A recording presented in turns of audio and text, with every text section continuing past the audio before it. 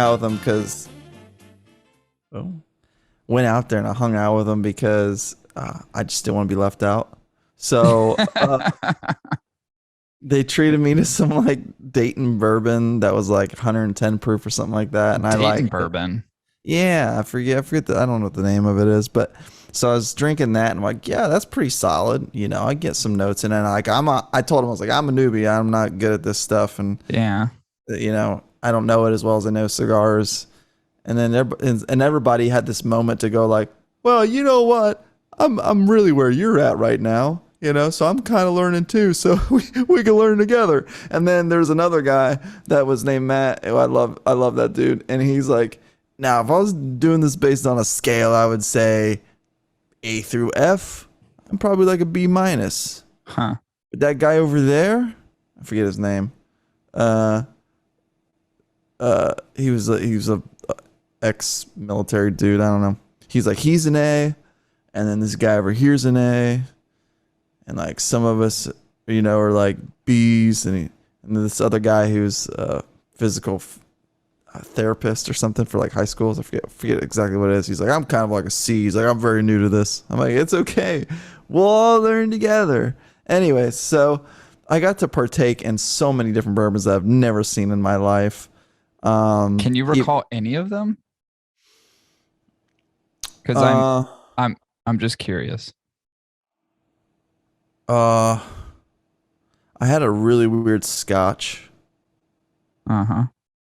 That smelled like cough syrup. So wait, it's a bourbon club, but you were drinking scotch? They had scotch there, yeah. Okay. It's interesting. Most of my bourbons were like over 110 proof. One was like 120, one was like 130. And you don't remember the names of any of them? There was a really rare Eagle Rare there. A really rare Eagle Rare? Was it just Eagle Rare? Probably. It's probably just Eagle Rare. But there was like some crazy oh man, I wish I could remember the names. But I think I'm in. Yeah. I think I'm in. You've been indoctrinated. Yeah. And poor kid. I don't know. I can't really call him kid because he has more gray hair than me, but he talks more immaturely than I do. He was getting a little toasty, but he knows his bourbons very well, like the whole distillation process, and he's 6'4", 6'5", probably like 270 pounds. So really, not a kid at all. No. And a lot of gray hair, but he talks like a kid. So anyways, he drank way too much, and I was winding down for the night, and everybody was leaving, packing up. He's like, "Oh, I'm gonna go to my hotel, I guess." And he ended up telling me he actually lives near me. He lives near Lawrenceburg, which is like 20 minutes from me. Yeah, he lives in Indiana. And he was gonna Uber to Lawrenceburg. I thought that's what he was gonna do. So I was like, "Dude, don't do that." Dude. I was like, "I'll drive you. Like, I'll just." It seems impossible. Yeah, and I was like, I'll just drive you home. If you live down that way, I'm heading down that way anyway. I'll just drive you. Because he treated me to drinks and whatnot. Did you drive him? I drove him to Holiday Inn by the Dayton Mall. That's as far as we got. Did you give him a hand job in his hotel room? No, but he was way too big to sit in my front passenger seat because it had to be slid up because of my baby seat in the back. Yeah. So he had to sit behind me. Nice enough kid. And I don't know why I say kid because I'm pretty sure he's older than me. But I think it's just the way he talks makes me feel like he's way younger than me. Mm-hmm. But yeah, he was behind me and I'm like, just please don't die. Like, I'm trying to do something nice. Don't make me out to be like that one time you be nice for someone and you get murdered. Yeah, I don't think I would help anybody. I don't think I would give a person a ride home that I'm not really that familiar with. Yeah, the only reason I'm sorry, dude, you're just on your own. The only reason I did is because other people at the party knew him enough that I wasn't like too threatened by him. You know? Yeah, no, that's fair. And he gave me free alcohol, so yeah, that's good. That's good. It was basically his cab fare. Yeah, bourbon's fun. It's like when you get into the world of it, it's really cool. It's a lot of fun. It's similar to cigars, and it looks like I just froze again. It's a good look for you. It's really driving me nuts. I don't know why that's happening, but it's very frustrating. For those of you tuning into this week's episode of The Hot Ticket, you don't have to worry about video freezing because you're listening to it on your favorite podcast platform. I wonder if it's it's kind of funny. I was just thinking about this when last week when we recorded the first episode of a 2-part series. Every time Alex kept freezing, and then we were just like, yeah. I went back and just because I had to obviously cut apart a lot of that video. It's really funny. It's really funny. I left those, so I clipped most of that out just because it was dead air in the podcast itself. But on the video, I left all of it in. So I was like, it's a lot of fun. All right, let's get into some cigar news, shall we, Chris? Oh yeah, hold on. Let's get into some news. Let's do it.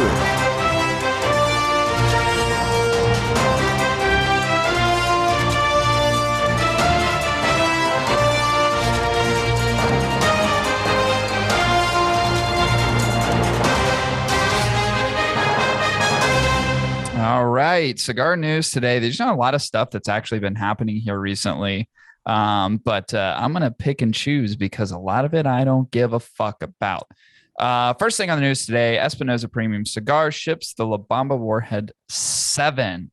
So I was kind of like, one of the things I like about like the Warhead cigars, and usually I don't like to give credit to any sort of artwork or designs, especially one as cartoonish as this, but I kind of like it. So they just released the Warhead 7. It is a Nicaraguan Puro, Nicaraguan grown broadleaf for the wrapper type, which is cool. It's only one Vitola, 7x50. So it's a substantially large donger, $10 price point. It did roughly 2,000 boxes of production of this. And this is made at the AJ Fernandez factory. Dude, I feel like anytime you name a cigar something like Warhead or Atomic this or anything with bomb or TNT or whatever, it's just going to be nothing but blowing your dick off your body. And I suspect that's what this cigar is going to do.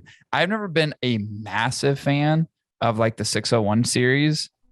Just not really my jam. Although I had one not that long ago. And I think it was when Tyler was at the lounge with us on that Saturday morning when they had the biscuits and gravy. Oh, yeah. Yeah. And I smoked one then. It was actually surprisingly really good. It was a smaller Vitola. But yeah, so there you go. Espinosa bringing out the release of Obama Warhead 7 coming to stores. I kind of like this. This is cool, right? This is good news. We talked a few weeks ago about Fury Otego and obviously the Nat Sherman whole thing and, bringing out new blends of cigars to the marketplace. So this is good news, meaning that because they bought the Nat Sherman name and the cigars along with it, the Timeless series of cigars, which were some of the first cigars that I smoked. Not that I smoked, but like when I was really, really getting into cigars, I was smoking a lot of the Timeless stuff. So those are going to be back on shelves starting next week. So good news there. Sounds like that company is just firing on all cylinders, which is pretty awesome. La Aurora. This is kind of interesting. So, and I suspect, I don't know, part of me feels like we're going to see more of this in the cigar world.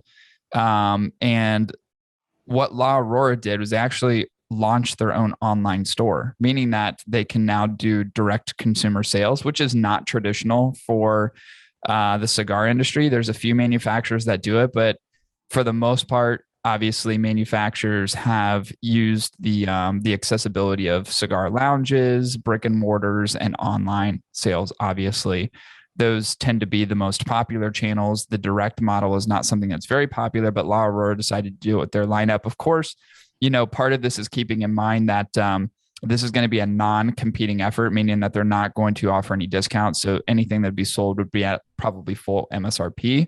But it's just another route for consumers who may be attached to the brand quite substantially for them just to buy or purchase directly. I think it's just one of those things where they're creating another outlet. It is kind of interesting though in the cigar world because it's very untraditional. It is. It makes me wonder how they'll manage fulfillment orders, or manage inventory. I almost want to say they might have to split it down the middle or some type of ratio to say, this is what we're allotting for online sales And this is what we're allotting for retail. Yeah, they would have to, right? I don't know that they would overextend themselves in terms of production. It may just be less of stuff going elsewhere and then just using this as a mechanism to, again, it's just another outlet, another channel. And they may have gotten a lot of requests for people to do that. I don't know. I think the effort is interesting though, because I always wonder if manufacturers are going to start doing that more and more. It's like the whole mattress thing, like cut out the middleman, buy the mattresses direct. And like that has become a very popular model, even though you can find a mattress firm every half a mile in just any major city, which is still strange. But we'll see what kind of effects it has on the company and see if it's successful. Who knows? Another bit of news, Crown Heads CHC Series E finally arrives in stores. Obviously, we broke this cigar down not that long ago. This was a PCA release. So you can actually go back to, I don't know what episode it is, but we broke down the cigar, but it will be on shelves soon. So that's some very exciting news. What else do we got? In addition to that, another kind of Crown Heads announcement, but on the Ace Prime side of the Pichardo effort, you have the Fiat Lux, which was a cigar that was announced at PCA as well. It will be hitting stores this week, along with the CHC Series E. And if you go to our local lounge, they're already there. Oh, did they already get there? Yeah, I smoked them. Oh, I didn't know that. That's awesome. So there they are, already hitting the stores, everybody. My father ships Garcia and Garcia, Robusto, Deluxe. This was an announcement also made at PCA. So the theme here is all of these PCA, these are coming. It seems like they're all starting to kind of catch up from a production perspective and then hitting the shelves. So that time frame of which PCA ended. And of course, now all the stuff as we kind of go into the middle part of September and early October, you're going to start seeing a lot of that stuff that was announced finally hitting shelves. So this is the My Father Garcia Robusto Deluxe, which is 5 1/4 by 52.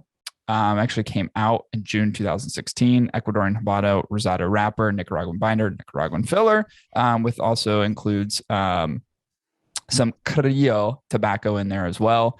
Production is not necessarily finalized at this point, but think about making 3,000 boxes of this. Each cigar has an MSRP. Each cigar has an MSRP of 30 fucking doll hairs. Hot diggity damn for My Father, which is very untraditional of My Father. Obviously, they're usually pretty reasonable. God, you need a trust fund to pay for that cigar. That's not cheap. It's not cheap. So this is kind of like the 2021 effort of getting a cigar like this, obviously in stores. I feel like if you put that kind of time and attention into a cigar and it's worth that much money, like you better just fucking shoot for the goddamn moon with it. It better just be goddamn fucking good. But My Father really makes some good stuff. The output's amazing. Just wonder if this cigar is going to be worth $30. Who freaking knows? Yeah. El Artista secured a distribution deal in Sweden. It sounds like Ram had a successful trip out to the wonderful world of European country. So you will have El Artista cigars, which, it's kind of weird. Like, he spends a lot of time over there. And we've talked about like the output and production of El Artista, even when we visited their factory. And where they aren't as popular, I think sometimes in the United States, they do a really good job of brand representation and movement in other European countries. So, you'll see if you just follow Ram on Instagram or El Artista in general, you'll see that he spends a lot of time over there. So struck a deal with Sweden, a Sweden organization that to make the cigars over there widely available. So there you go. Shit. I know. It's crazy, isn't it? It's so crazy. I wish, it's kind of weird. Like, I think about like certain countries that are like not traditional cigars or just have like just a difference in like what they like. You know what I mean? Don't you think it's kind of strange? Like there's some countries where it's like, okay, if it's this particular country in Europe, it's like the export or import of tobacco is probably predominantly like Cuban. Like it's weird because like, I feel like some countries or even certain regions just have like a favored thing. So I always wonder like, how popular could you really get maybe Dominican or Nicaraguan cigars in countries that are like, favor Cuban tobacco more? You make Like, could you them. see the tides turn? You know what I mean? Yeah, I don't know. It's like, is it a supply and demand thing, or is it just like I think it's a cultural thing. this is what we have and this is what we're giving you? Because it's kind of like McDonald's. You know, like you go to McDonald's in Japan, and they got like seafood and crazy shit on the menu. Yeah, You know, it's not like they're serving the same Big Mac across the world. right. It's true. You know, so I feel, to your point, and maybe maybe it's just tailored for a particular culture. Yeah, it seems to. I wonder, in like, I think we talked a little bit about this before, that there's maybe a flavor aspect to it, but I think there's also, like, again, going back to the culture, I think there's a cultural aspect to it. Like the idea of like smoking a Cuban cigar at a cafe on a city street, a brick laid city street and somewhere outside of Paris or whatever. You know what I mean? Like there's like that weird association. And more often than not, those cigars that are being smoked there are gonna be Cubans. Yeah, pigeons just like fluttering across the ground, picking up little beads of seeds that old man was throwing on the ground. It's like that life of relaxation and leisure, you know? Yeah, I love your freeze face. It's driving me nuts. I don't know why it's happening. It's the really clucking and hooves smashing against the cobblestone roads from giant, beautiful horses. And you've got and you're like hearing a bunch of different languages, but you don't even understand what they're saying. And that lady comes up to you and she's like, "Would you like a scone?" And I'm like, "Yeah, I'd love a fucking scone. It'd go great with this Cuban cigar I have here with this, I would say, magnificent goddamn espresso you made me. I don't know what you put into it. Oh, it's our Italian blend. Oh, it's fucking great. I fucking love it." But yeah, you got to really get into the zone, like there's certain environments that just scream at you what you want in a cigar. And that's probably what it is. I think it's got to be something like that. I always thought it was kind of fascinating that the cigars that we love so much here, and although I think part of the challenge too is that Cuban cigars in the United States aren't widely available because of a trade embargo for however many fucking years, right?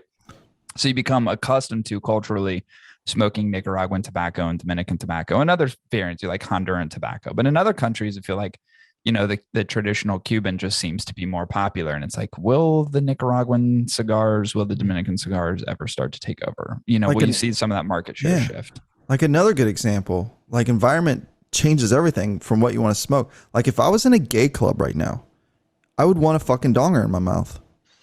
That's true. That donger from the Hot Ticket podcast, that group that people listen to. Mm-hmm. Two brothers on a journey to find the greatest cigars across the world, bringing comedy and laughter and education to those varying degrees of education and knowledge, from the novice smoker to the aficionado. Like, that's a cool podcast. Yeah. But they got that donger, man. So if I was in a gay club, if I was really going ham at a gay club, I'd want a donger. Right. So. Yeah, no, I feel it, I feel it. Last bit of news that we have today. I love this brand. Dapper Cigars begins shipping the La Madrina shade. So we reviewed the La Madrina a long time ago. Yeah. It's like the one with the skull hand and the flower holding the rose. Yeah. So they made, obviously, a Connecticut shade cigar. So Ecuadorian grown Connecticut shade wrapper, Mexican San Andres binder, and fillers from Dominican and Nicaragua and the U.S. So some complexity to this bad boy. Comes in 4 vitolas, 6 1/4 by 52, about 12.30 a piece, 5 5/8 by 46, which I would say is a magic vitola at 10.30. I don't know how they come up with prices. Sometimes it's technically 10.36. It's just like, come on, just let's make it easy. A traditional Robusto 5 by 50 at $11, and then a Toro 6 1/8 by 52. That's about $11.50, a little bit more. So there you go. Now, here's the thing. I really like the blend of that cigar. Yeah. We've talked about this so many times. I just personally struggle with Connecticut shade cigars. I just do. There are some that are good, but dude, I just have a really hard time with them. I actually smoked a Zeno Platinum cigar. Was it last night? I think it was like last night, and it was really good, and it was a Connecticut shade. Now that cigar was actually really, really, really delicious. But for the most part, I just don't have an affinity for Connecticut shade cigars. But this is one because I like the blend and I like the original La Madrina. This is one that I definitely want to try. So can't wait to see that on the shelves. All right, that's all we got for cigar news. That's it, and that's all. Boom. More cigar news. Cue intro. Dude, there was so much stuff to catch up on. I'm sure. I went through like a quarter of it. I'm like, I'm not spending this entire episode recanting a bunch of shit that's already out in the world and also boring as shit. I feel you. Audience, if you're there, if you're listening right now, if you want more cigar news, text 55432 and enter code message hot ticket more news if you really want to get more news. Yeah, 100%. Can we do a text messaging service? Sure. I think it'd be good. I think you can do free ones. I'm sure we could do that. Maybe we can set one up and send you guys inspirational quotes all day. That would be a lot of fun, wouldn't it? Yeah. Maybe they're quotes from Donger. That'd be a good time. Yeah, that would be funny. Quotes from Donger. We got a review today. Here we go. You ready for it? Yeah. So here's the thing. We're not doing a part 2 of the recent episode. So many people have messaged me asking me, when does part 2 come out? Your audio is a little weird, by the way. Is it? Yeah. Well, it sounds like it's rubbing up, like your thing's rubbing up against something, or like maybe the plug's hitting something. Ooh, maybe. Hold on. What about right now? Yeah, it sounds fine now. Okay. That's what weird. It was just like going like, ooh, weird. It was making weird noises. Anyway, you'll hear it in the playback. So many people asked, okay, well, where's part 2? And I think obviously given part 1 of Everything We Hate About Cigar Influencers came out last week, I think everyone kind of anticipated that part 2 would be the next week. Well, it isn't going to be. Okay. It isn't going to be. It will be probably a few weeks from now. I want time for everybody to digest the first part of the series, and to just kind of let it simmer for a bit, let it settle. It's like when Mayweather Jr. and Conor McGregor fought in the ring. Did they fight the next day again? I know there's money to be made, and I'm sure they'd make a lot doing it that like the next day if they want to fight. But are they going to do that? No. They're going to take a break. They got to recover. Yeah, I think it's a good time for us. I mean, obviously, we've got these releases that are coming out, so we're intentionally we have to do reviews too, guys. You know, we've got to do them. I know everybody's excited for what part 2 is probably going to be for us. And I certainly have to thank everybody for tuning in to part 1. It's pretty outrageous how many people actually listen to that episode.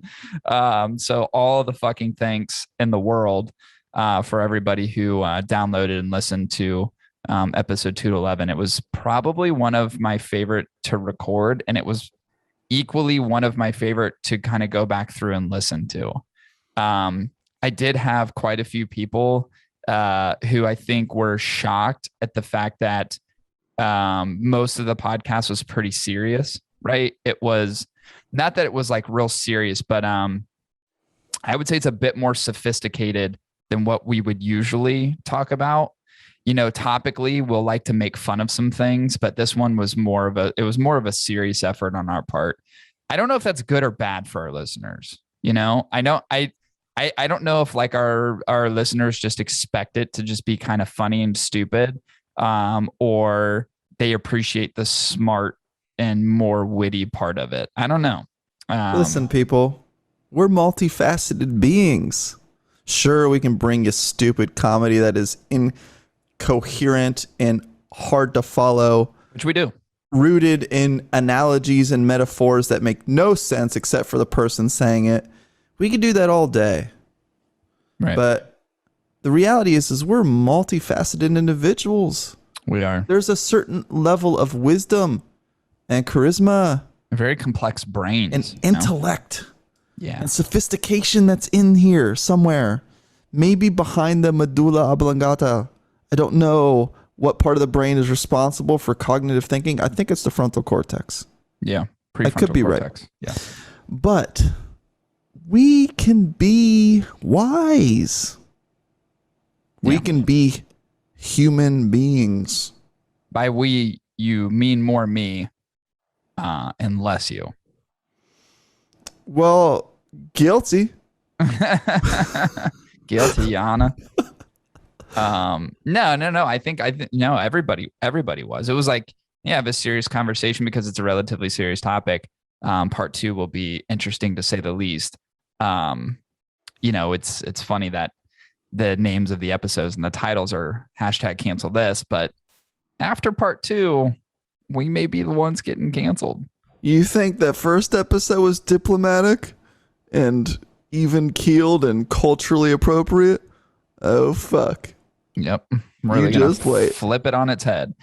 All right, let's get in this review. This is a obviously new release, the Crown Heads LC Las Calaveras 2021 with that bright yellow band. Yowzers. God, I fucking hate yellow so much. Hate it. But I really like the band on this one. Plus, at some point, they're going to run out of colors. It's kind of sunny, It's kind of happy, uplifting with the yellow. You know what I would like to see? I would like to see a teal band on the next Las Calaveras release. I think a teal band would be very, very appropriate. Ooh, and call it the patina. Probably not, though. I think that would be unwise. So this is the Crown Heads Las Calaveras 2021. Sorry, we already done the 2020. It's an Ecuadorian Sumatra Oscuro, which is weird, and I'll get into that in a little bit. Nicaraguan binder, Nicaraguan filler. Smoke this in the Robusto 5x50. Comes in at $12. Hefty price point for a Robusto. Chris, let's get into the breakdown of the cigar. What'd you think? What did you think? Ecuadorian Sumatra Oscuro. Well, for any of you knowing what Oscuro means in French, it's black. Now, here's what's interesting, folks. It's not black. It's not even dark. It's a light brown. In fact, if you were to compare it across any other cigar that is named anything but Oscuro, you'd probably say it lines into the categories of more of a Habano. Agreed. It's a very interesting color choice. I feel like it's that episode of Dave Chappelle, that Chappelle show, where he's convinced he's white, but he's actually black to the audience. Yeah. And everybody's like, but he's blind. So he's blind. Yeah. I think the same thing could be happening here, but it's just in reverse. Yeah. You think you're black, but you're actually white. See, when I hear Oscuro, I want it to be as dark as night. I want it to be as dark as the deepest charcoal. I don't get that. I get a light brown wrapper. I'm interested in the fact that like now the colors are becoming somewhat subjective. You know what I mean? Yeah. And I know, is it because the variances of shades of things across the board? But I think objectively we can look at the cigar and go, definitely not Oscuro. Definitely not Oscuro. It's definitely, maybe that was the intention. Maybe like the first bout of samples that came out, it was just like, yeah, this thing's dark and rich. And then, you get to final production and you go, where'd all the color go? Is it culturally inappropriate for me to also say that it's Sumatran Oscuro, but it's still not as dark as I want? Yeah, for sure. And look at me, I froze up again. You froze again. You look good. It's like that. What is that? It's like freeze frame. Yeah, how does that go? Freeze frame. Or it's like 100% electric drums. Oh yeah. 100%. Yeah. I love those. Those are sweet. Yeah. Definitely not Oscuro. No. If I had to say a shade of anything, it'd be more in line with like Lenny Kravitz. Okay. Yeah. Yeah. We're gonna slap some. It's very Lenny Kravitz-y. Slap some celebrities on this one. Yeah, for being honest, it's definitely not Oscuro. So or maybe like an Aziz Ansari. You know? Yeah, very NZs. Maybe even a little lighter than that, though. Yeah, that's maybe even a little lighter than that. Very well constructed cigar, though. Yeah, it's beautiful. Super smooth. Yes, super smooth, like a baby's bottom. Just. Do you know how cool that yellow label would look on a pitch black cigar, though? It would look awesome. And I think that's what they were going for. And I think they missed. And it fell a little short. A little short. Got those bands, and everyone's stoked about the bands. Got the final production of the cigars, and everybody went, not what we were shooting for. No, but that's fine. That's fine. Construction was amazing, other than, I mean, we spent way too much time talking about the color not being properly represented. It was important to bring it up, though. Yeah, definitely. Well, because here the reality is everything was really well constructed on the cigar, and we wouldn't be able to talk about the construction that long because it was like, yeah, it was fucking great. Yeah. So we really had to concentrate on the color. Chris, what did you think about the burn? I thought the burn was great, man. Light gray ash, really dense ash. I really like that. That's the kind of, I always experience that with Las Calaveras blends, all the way dating back to the 2014. And really when I started smoking the Las Calaveras blends, it was like 2016, I want to say. Mm. But that said, I've had them all. And I've always admired like my father and the quality and the packed in denseness of these cigars, because the ash is always so thick and rigid and always a good burn experience. I've always had a good burn line on it. Same for this year, 2021. Woo! Yeah. Keeping the trend alive. Great burn experience. A good 1-2 puffer, actually. Because we had these in a slightly fatter Vitola, just a slight. Was it 52?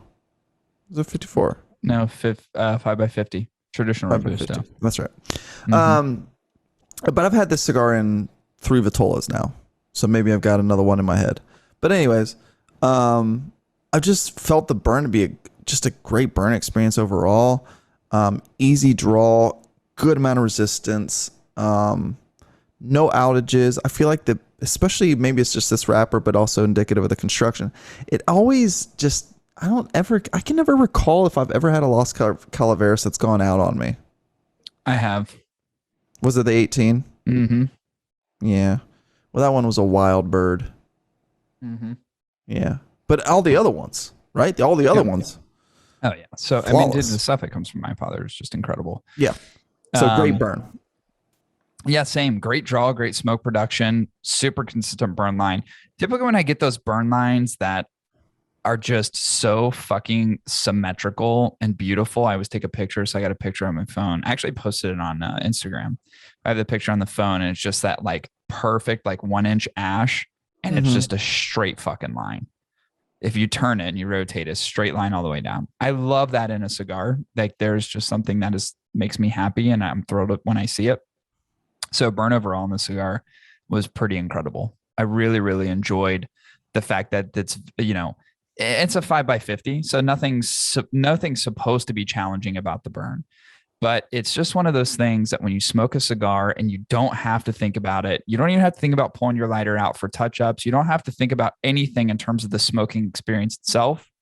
It's like you're on the path of smoking, something really incredible when you don't have to think about what could potentially happen in the cigar. Or you have to, it's starting to run a little bit. So I'm ready to pull my lighter out. It's probably going to be a slight correction or whatever it may be. I just like not fucking thinking about it. And this cigar was that. So yeah, like when you're trying to eat a steak, do you want to be worried about how you're going to cut your meat with a butter knife? Yeah, definitely not. Or cutting it with a spork. You can't be worrying about those things. If you're worrying about how you're going to actually like cut it up, you can't even enjoy your steak. Yeah. And you want to enjoy that steak. That was a horrible analogy, but I appreciate your effort there. Yeah. It makes total sense. If you're focusing on one thing, you're not going to appreciate the other. You're not going to appreciate the flavor of your steak if you're worried about cutting your goddamn steak with spork. Mm-hmm. All right. Now let's go with that. What did you think about the flavors? Couldn't enjoy them. I was fucking using a spork. So this is, I don't want to, I know this is what people are going to probably want to hear. Sure. Is that, and everybody loves to do this. You make in comparison to other years, which we can do.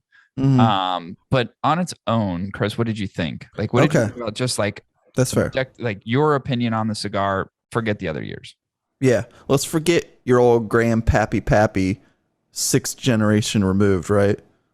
Let's forget about your lineage here for a second. Just focus on you. Mm-hmm. This year, 2021 Las Calaveras, great notes of wood and earth, even slightly nutty at times, and probably a mild to medium spiciness to it right off the get-go. What's interesting is that while you will continue to smoke the cigar, it does open up past that first little initial burn into some creamy notes as well, which you can get on a good retrohale. Now, the flavors that I just described to you are ones that I truly do enjoy. I think it's a pretty well blended flavor profile with the spice and the earthy components that are in the cigar with a real strong woody earthiness. Now, not comparing, I'm just giving you the notes on this one, is that there isn't a whole lot of change-ups either with this cigar. I found the cigar flavor to be very consistent throughout, where there wasn't really any change-ups, but those kind of 5 flavor characteristics, kind of like that 98 Degrees band or Backstreet Boys that you grew to love listening to in the 90s. They all had their role, they all were good, and they all worked well together up on stage. And I really liked the flavor of this one, not comparing it to others. What was also kind of fun about it is that, and this doesn't happen very often, but it happens occasionally with particular blends, and I'm not sure why or what's wrong with my face, but I got a slight tingling sensation on my lips and on my tongue when I would take a heavy draw of this cigar. And it was really fun because I thought I was tripping out. And I really liked it. And I got to say, while the flavors didn't change up a whole hell of a lot, the flavors that were there, I really did quite enjoy, Cory. I really did. Nice. I would agree with you that I don't think it's like it's not a cigar that I think changes up too much. So flavor wise is very consistent. I enjoyed this cigar so much on the retrohale. And let me start off by saying this. So the original Vitola that I smoked this in was what I would consider a magic Vitola. What is it? A 5 5/8 by 46, 48? What the fuck is that Vitola? It's LC 48. No, or maybe just the LC 46. Yeah, I don't know. It's one of the two, and I'm so stupid. I should know that because I smoke them so many times. But I didn't like that cigar that much in that Vitola when I first had it. I liked it, but I always have this expectation of Las Calaveras, and I think in recent years, oftentimes they very much change, obviously from profile perspective, quite dramatically, really, from year to year, which I love. I want to smoke something that's different. So I really like the progression of the Las Calaveras line over, the past 5-6 years. This particular cigar, when I first smoked it, I was like, not my favorite. That was kind of what in my head, that's where I had. It was finishing that Vitola. I was like, it's not my favorite. That's for sure. It's not that I didn't like it. It just, high expectations. And I kind of go, it didn't really hit for me. Now, let me say this. Smoked it in the Robusto 5x50, which is typically for me, not a magic Vitola. Smoked this last week and the cigar was totally different. And it could be a myriad of things as far as the differences, right? The environment of smoking in, what did I eat before it? Which I think actually between both of them, I didn't eat anything. I was there too, so that probably helped. Yeah, that probably did help. Chris was there, so certainly packed some energy into the effort. I really hate when this fucking camera freezes. It's driving me absolutely nuts. Stupid computer. So I really like the Robusto much more than I liked what I considered a magic Vitola. Yeah. This cigar to me was like super buttery. I kept saying that to you, and I was just like, God damn, Yeah, like that's why the does it have this? creaminess. Yeah, it Yeah, has this. yeah, yeah. It has this thick creaminess. There's Nice. like a buttery richness to it, which I really, really like. And there's cigars that I've had that have that same kind of flavor expression, but it's not very often, not to that degree. Yeah. I like the earth. I like that it's a bit nutty, and I love the mild balance of spice that exists in the cigar. It's not overwhelming. It's not pungent. It plays more of a supporting role. But all those flavors melded together are very long lasting from beginning to end. Not a lot of change ups, pretty void of any like profound sweetness. And I don't want to confuse the between creaminess and sweetness. It is very creamy. It does have that buttery kind of sensation to it, but it's not sweet at all. Not to me, at least. I really like that it isn't like other stuff that I've had recently. I always say that like it gets so accustomed to like certain flavor expressions in cigars, certain profiles. And a lot of them are good and a lot of them have subtle variances, right? So I can tell obviously one cigar from another, but it's really nice when you get to smoke something that's just totally different than all of it. And that's this cigar. And I really, really minus, I didn't really need and or want a roller coaster ride of flavors in this cigar because I've told you this, once you attach yourself to something that you really enjoy, well, you want that thing to be long lasting. And that's what this cigar does. And I really, really enjoyed it. I will say this, it's not my favorite Las Calaveras. And I told you this last week, the 2018, if you get them now, if you can still get a hold of them, is one of the best Las Calaveras releases. Yeah. Hands down. It just is so, to me, it's so goddamn good. Mm-hmm. Just aged as well as it has aged. And I did not, do you remember? I was not a fan of the 2018. I was like, it's too funky. It's too wild for me. I don't like it. And now when I get them, like when I see them, I buy them. I just buy them and they're fucking incredible. So for me, I'd even put the 2018 above this one. Whoa. But I would put this one above last year and the year before. And those were two very good cigars. I do think this one, I like the flavors of this because it is so drastically different. Yeah. I'm really tired of freezing on this camera. It's really making me angry. Freeze frame. Freeze frame. Dun, dun, dun, dun, dun, dun, freeze frame. That's how the song goes. That's right. Is it I battled the bass that bowler, my baby bowler it blown around a little bit. I didn't think there was any other work. Jesus Christ. Fucking video. I'm getting so fucking pissed. Oh, yeah. I feel you. Thankfully, we're coming to the end of the recording. It's where you can beat it against the wall. Show it who's boss. Just annoying, dude. I try so hard at shit, and it's just fucking fucks up. Just really makes me angry. Sorry. So what did you think about the price point of this cigar? Is this in line with previous years? It's $12. 11, 12, yeah. Yeah, I thought they're all the same, but I feel like this one's elevated a little bit. Maybe I'm wrong. There's inflation. I know John will be listening to this as soon as it releases. Yeah.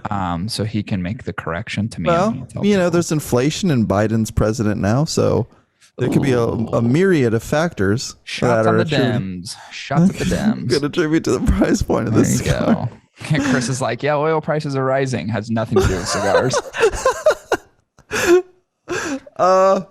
Price point $11 to $12-ish, $11.50-ish, $12.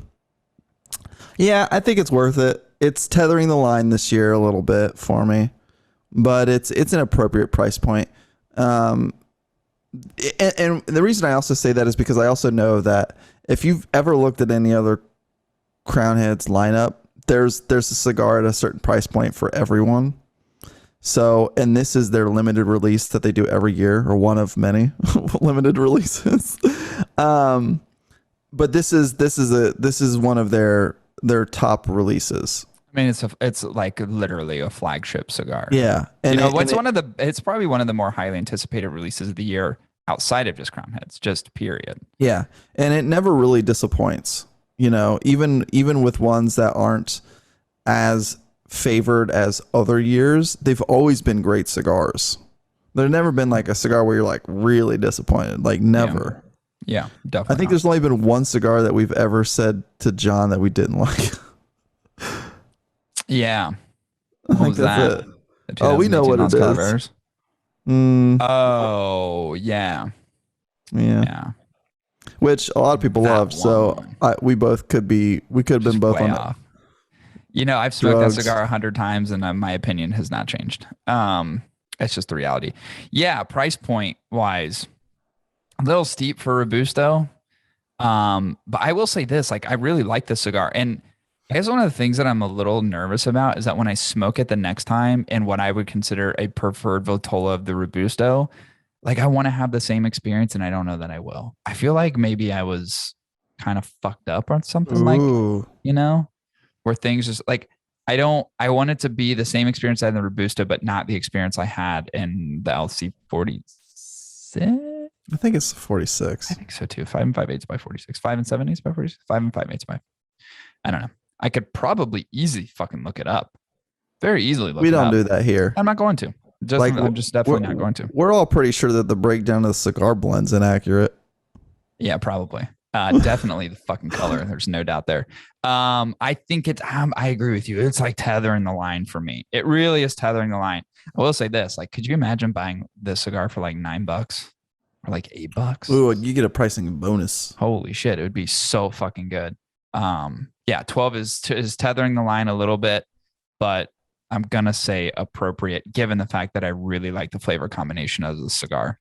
Yeah. So we both say appropriate. Yes. So let's summarize and give a score. Let's give our recommendation. Sure. 10 out of 10 on construction. Someone's blind. I don't know who gave this wrapper its Oscuro name, but someone's blind. But great construction.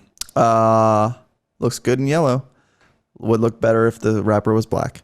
Anyways, burn. Flawless. 20 out of 20. Great smoke production. Good amount of resistance.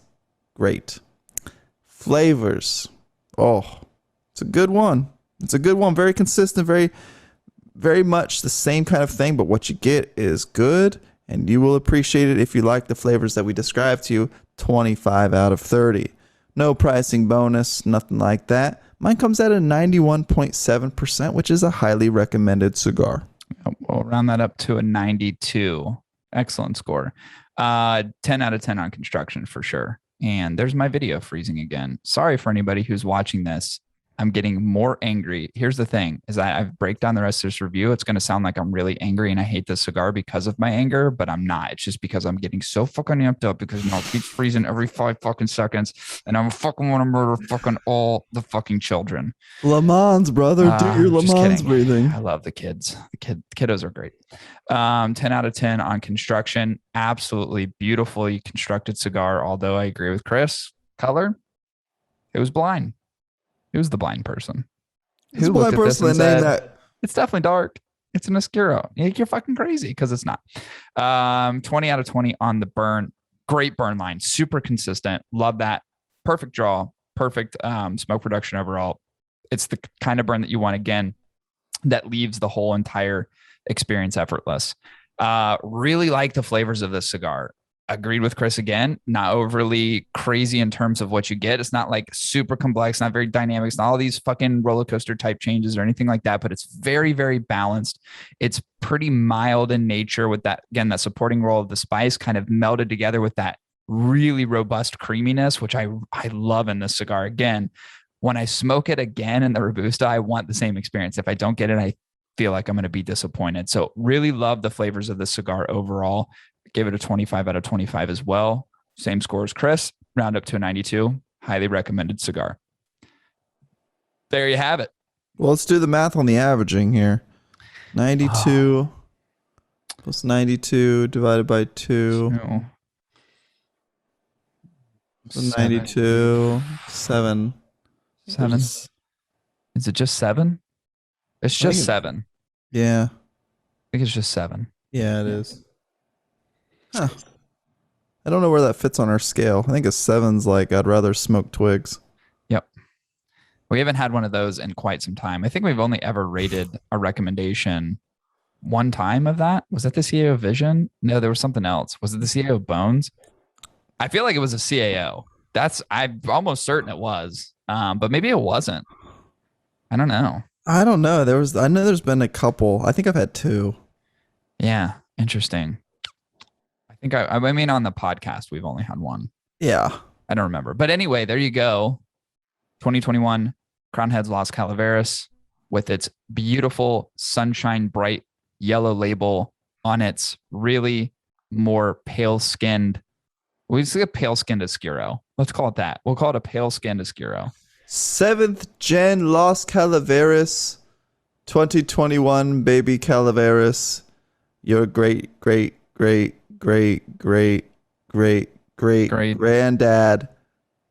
would be so proud of you. So proud. So proud. So proud. Highly recommended. There you go. Yeah. There you go.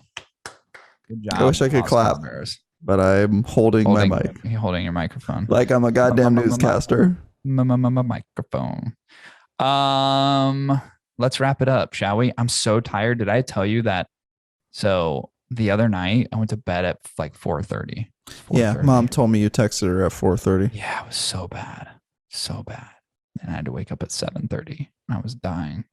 Yeah. Literally dying. And then last night, I didn't get home till like 2.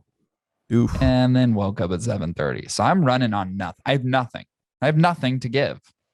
No energy. That's why, I mean, if people are listening to this right now and they go, Cory just sounds like he's lacking energy. It's because I fucking am. Yeah. It's because it's gone. I laid in my bed with the windows open. Got on TikTok and looked at some pretty girls and flubbed myself. Nice. Nice. They were of age, right? Yeah. Disclaimer.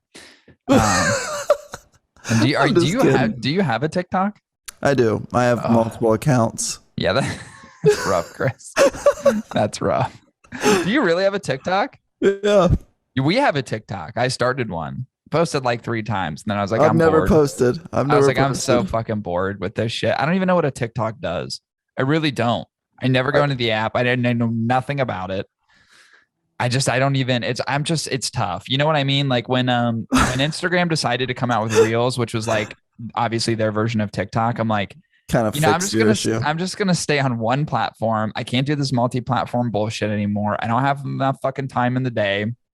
My life doesn't revolve around social media. So I was like, I gotta bounce out of the TikTok thing. Should I just do it for entertainment though? For entertainment's sake? I just hear there's a lot of dancing kids. You got to do the trendy stuff. Like right now, the real trend is like, but what they do is, but what is that? Is that a dance thing? But what they do is like they're like doing this like, it looks like they're jerking off people, and I'm like, what is wrong with this? Is that because I've seen that on Reels? Is that the same thing where they do that and then it's like supposed to be like a thing that they answer? Isn't like a way that they do it is like yes or no? Yeah, like they answer questions like, yeah, like you were caught. Like, is it true you were caught fucking a billy goat? And it's like, and the guy's like, yes, yeah, they do this. Right? Yeah, it's like, do you have a penis? No. Yeah, like, what? Yeah, it's really weird, dude. TikTok, it's like I just don't get. Have you ever choked on a piece of cauliflower? Not telling. Yeah. It's so stupid. I know I'm the old guy. I went to see Theo Von last night, which was fucking incredible. And I just see all these young people. Yeah. And here's the thing. I'm a guy. I like women. I like women. You window shopping. No, it's like, here's the thing. I found myself not being a dad, acting like a dad. I'm like, what is she wearing right now? That was me. Just tits out, the whole thing, just multiple people, multiple groups. I'm pretty sure I saw like boobs slipping out of like 10 different shirts. And I just go, what is she doing? Like, it's to the point now where I'm so disappointed by the way some women represent themselves that I've turned into a non-dad. Yeah, it's like, and I just want to go put a goddamn sweater on, would you? It's like she's wearing such fucking tight jeans you could see her flabby horse hoof.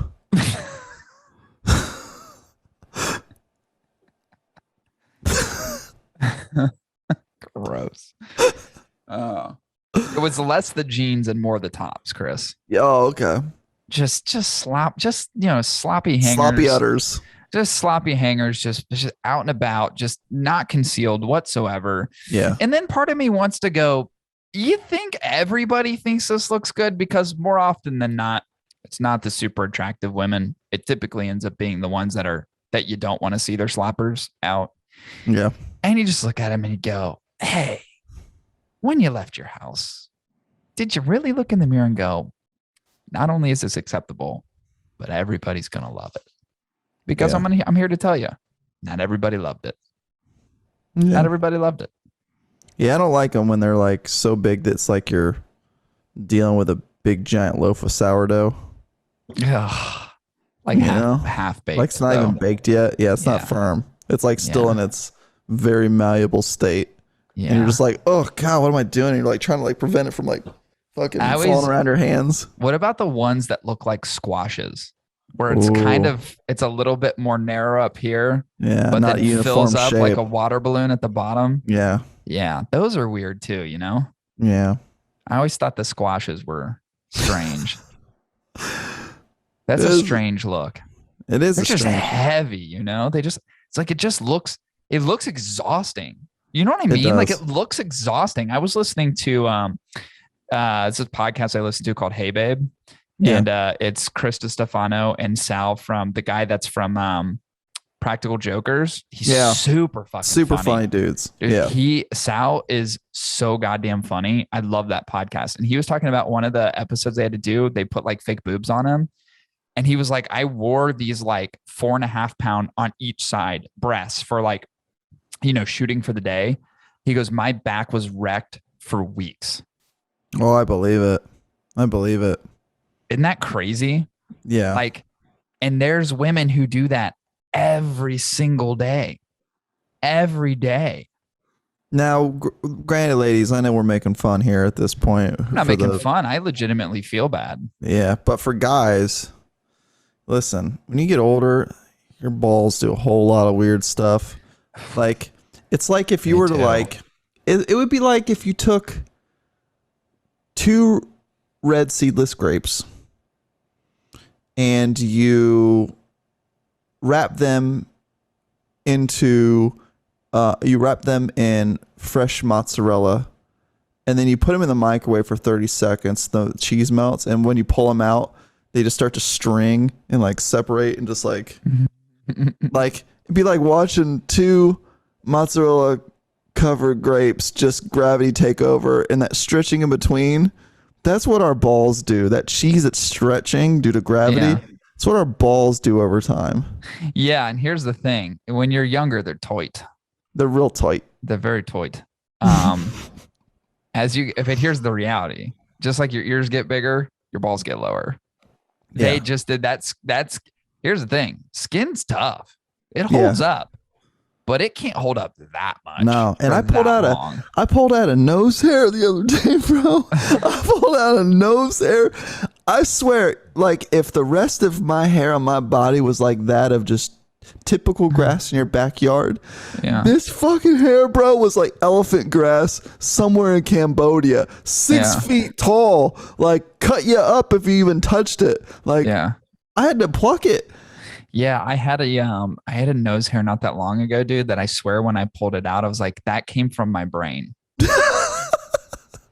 It was, and here's the thing, I don't remember it sticking out of my nose. It was just kind of one of those uncomfortable ones that was like whistling a little bit. Sure. And I was like, oh, there it is. And I pulled this thing out and it was like longer than my nasal passage.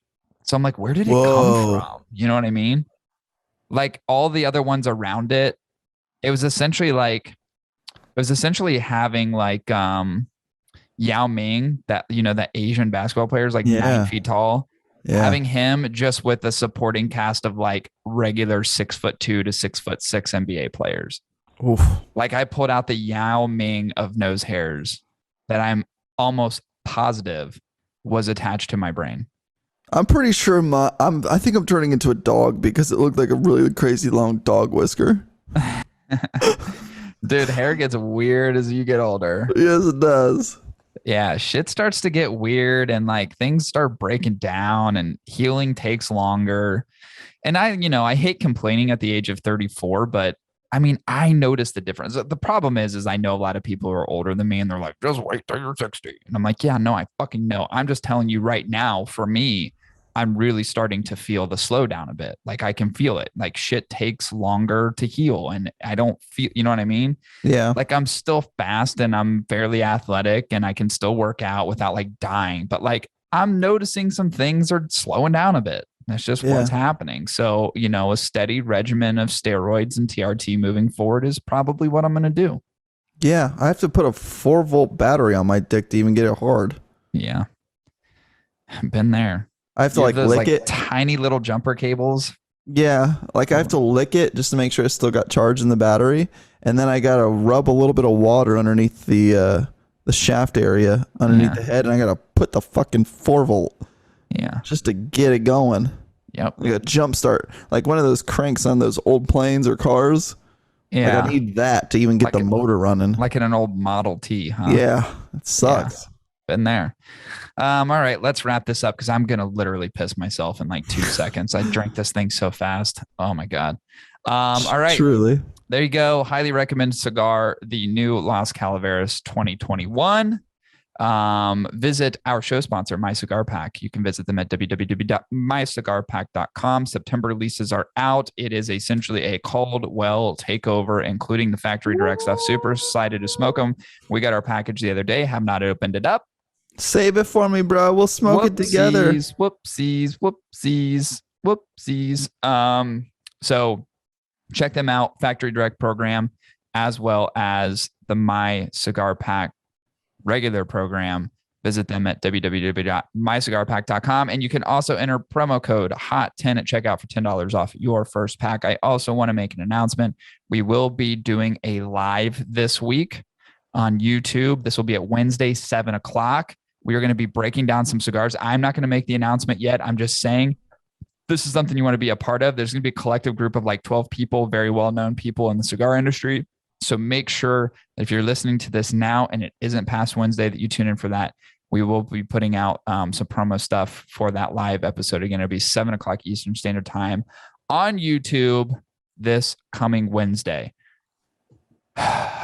which would be what? Wednesday, the 22nd. 22nd. The 22nd. So there you go. All right. This will conclude episode 212. We'll be back at you next week with episode 213. See you, everyone.